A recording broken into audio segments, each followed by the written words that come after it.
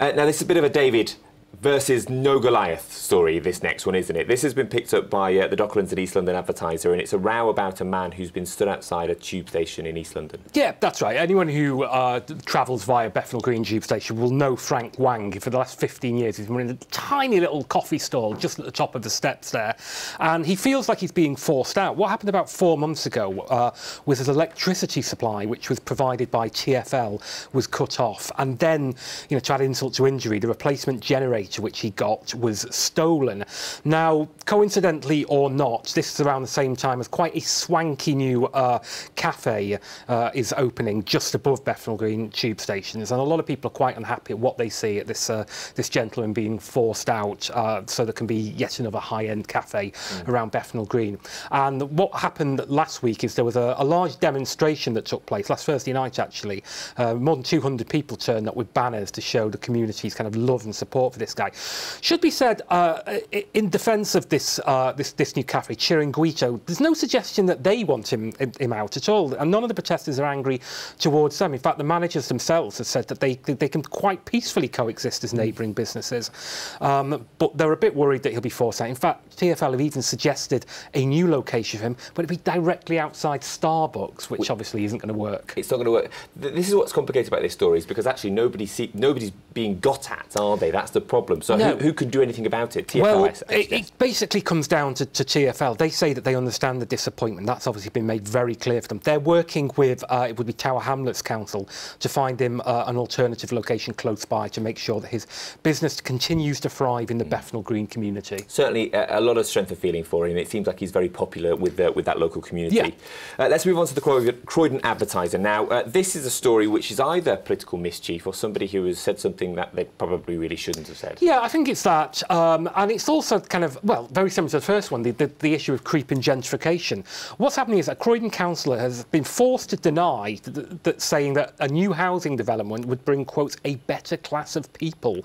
On a Facebook group, a guy called Richard Hoff, or Howe, said, I've just spoken to a long-term resident of Belgrave Road tower blocks. Apparently a local councillor said when the new tower blocks are built, there will be a better class of people and nicer shops. And then he names a Labour councillor, Jane Avis. Now, she was approached by the Advertiser and she said she hadn't made the comment. Bizarrely then, goes on to say she didn't wish to talk about the matter other than to make the denial. You would have thought she might have something to say on such a large-scale development. But people have pointed out that this gentleman who made the comment actually is a Conservative who ran against her a number of years ago for the council. So people are suggesting that actually that was perhaps a bit of, as you say, mischief making. Other people wonder if there's some truth in this. But what is certainly true is there's a lot of controversy about these plans by a Croydon council-owned company to build 102 flats on land to the east of Grosvenor Road. Yeah, it's a story which is being affecting every part of London, really, isn't it? This idea of building new homes, but who's building the homes has a big impact on what actually will happen there and whether people who live there can stay there. Yeah, it does. And in this case, I touched on a good couple of points there. The fact that it's a Croydon council company seems to have led to the fact that it's not necessarily going to go before the council's planning commission. At least that is the suggestion here. And also, I think only half of those will be for private renting. So you're absolutely right. It's going to have a huge impact on that local community. Yeah, OK. About a minute on each of these next stories now, because I question both of them. OK.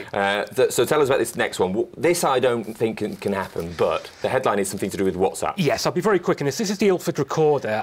The old kind of neighbourhood watch schemes where people used to sit around and chat about wrong-uns over a coffee and a biscuit. That's migrated to WhatsApp now.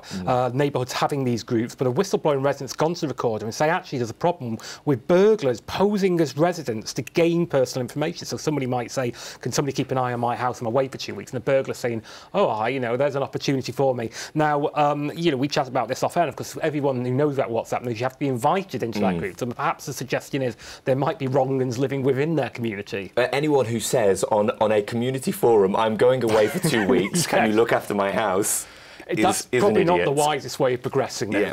Yeah. What's this next story about now as well? It looks like some kind of dig at high-end art. Yes, it certainly appears to be. Yeah, this is from the Bromley News Shopper. A guy called James Loftus walking in Ladywell Fields on Monday when he saw a supermarket trolley with a string perimeter around it and the note left very much in the same style and I think font actually as you'd see in Tate Modern, where the company sign describing it saying South East London has an ancient tradition of using trolleys from local supermarkets as a form of artistic expression. So it would appear, as you say, that it's somebody having a bit of a laugh at the expense of modern art.